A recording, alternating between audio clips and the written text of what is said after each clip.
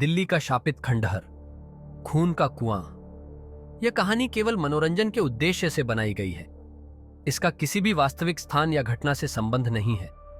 इस कहानी में बताए गए सभी पात्र, घटनाएं और स्थान काल्पनिक हैं। दिल्ली के बाहरी इलाकों में स्थित यह प्राचीन खंडहर खून का कुआं के नाम से प्रसिद्ध था। वर्षों से यह रहस्यमयी जगह चर्चा में रही है। कहा जाता है कि यह कुआं अंग्रेजों के दौर का है, जहां कई निर्दोषों की हत्या की गई थी और उन बेगुनाहों का खून इसी कुएं में बहाया गया था। यहां से रात को गुजरने वाले लोग अजीबोगरीब चीजें देखने की बातें करते हैं। परछाइयां, अजीब सी आवाजें और कभी कभी कोई अदृश्य शक्ति जो किसी को भी अपने में समेट सकती है। रात के सन्नाटे में चार दोस्त इस खंडहर की सच्चाई जानने का फैसला करते हैं। इनमें से एक दोस्त ने पहले भी इस जगह के बारे में सुना था और बाकी को यहां आने के लिए मना कर रहा था, पर बाकी तीनों के बढ़ते उत्साह के सामने उसकी एक न चली। यह उनकी जिज्ञासा थी जो उन्हें उस अंधेरी रात में इस खतरनाक यात्रा पर ले आई थी। उनके कदम जैसे ही खंडहर की दहलीज पर पहुंचे, हवा का रुख अचानक ठंडा हो गया। लग रहा था जैसे इस खंडहर ने उन्हें पहचान लिया हो और उन्हें अंदर बुला रहा हो। एक अजीब सा सन्नाटा और सर्द हवा ने उनका स्वागत किया। उनके चेहरे पर डर और रोमांच का अजीब सा मिश्रण था। खंडहर के अंदर कदम रखते ही चारों के दिलों की धड़कनें तेज हो गईं। दीवारों पर लगे पुराने खून के धब्बों को देखकर उन्हें एहसास हुआ कि इस जगह पर पहले कुछ भयानक हुआ था। हर कदम के साथ उनकी सांसें भारी हो रही थीं।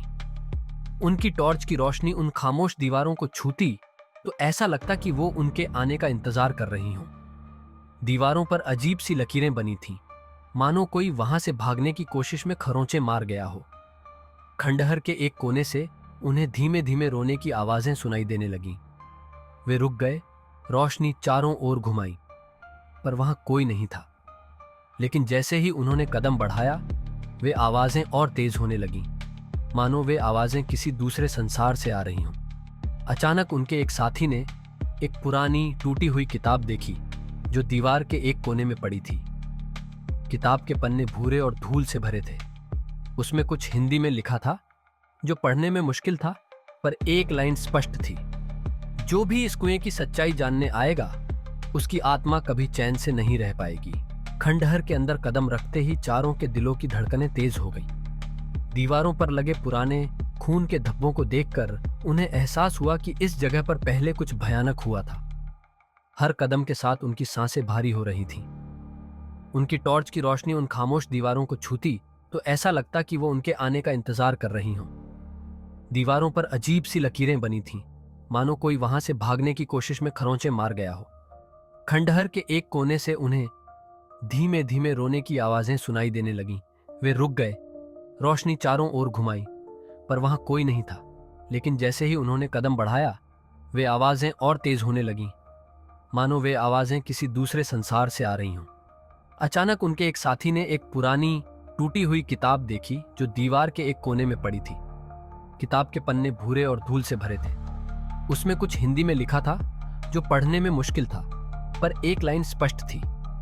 जो भी इस कुएं की सच्चाई जानने आएगा, उसकी आत्मा कभी चैन से नहीं रह पाएगी। अब वे इस खंडहर से बाहर निकलने का रास्ता ढूंढने लगे, पर जैसे ही वे मुड़े, उनके चारों ओर घना धुंध फैलने लगा। इस धुंध में एक परछाई धीरे धीरे उनकी ओर बढ़ती हुई दिखाई दी। यह कोई साधारण परछाई नहीं थी। वह हवा में तैर रही थी और उसकी आंखें चमक रही थीं। वे उसे पहचानने की कोशिश कर रहे थे कि अचानक वह परछाई गायब हो गई। जैसे ही वे आगे बढ़े, उनमें से एक दोस्त ने महसूस किया कि उसके कंधे पर किसी ने हाथ रखा है। उसने घबराकर पीछे देखा, लेकिन वहां कोई नहीं था। उसका चेहरा पीला पड़ गया और उसकी सांसें तेज हो गईं। बाकी दोस्तों ने उसे शांत करने की कोशिश की, पर अब उनमें से हर किसी को लगने लगा था कि वे किसी अदृश्य शक्ति से घिरे हुए हैं।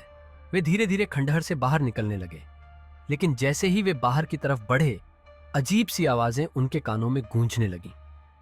कभी किसी के हंसने की आवाज तो कभी किसी के रोने की आवाज। उन्होंने महसूस किया कि वे आवाजें उनके ठीक पीछे से आ रही थीं। उनके एक साथी की घड़ी अचानक रुक गई और उसके हाथों पर खून के निशान उभरने लगे।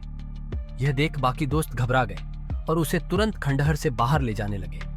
जैसे ही वे बाहर निकले, उस साथी के शरीर पर नीले और काले निशान बन गए, मानो किसी ने उसे जकड़ कर रखा हो।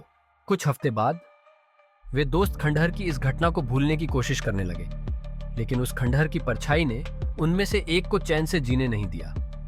रात में उसे उस कुएं का चेहरा दिखाई देता और वह नींद से चीखकर उठ जाता। धीरे धीरे उसकी हालत और बिगड़ने लगी। बाकी दोस्त उसकी मदद के लिए आए, लेकिन वो चेहरा उसकी आंखों के सामने से नहीं हटता था। उसे लगता कि कोई अदृश्य ताकत उसके कमरे में घूम रही है और कभी कभी उसे उस खंडहर की हंसी सुनाई देती। उसने कई उपाय किए, पर वो ताकत उसका पीछा नहीं छोड़ रही थी। कुछ हफ्ते बाद वे दोस्त खंडहर की इस घटना को भूलने की कोशिश करने लगे, लेकिन उस खंडहर की परछाई ने उनमें से एक को चैन से जीने नहीं दिया।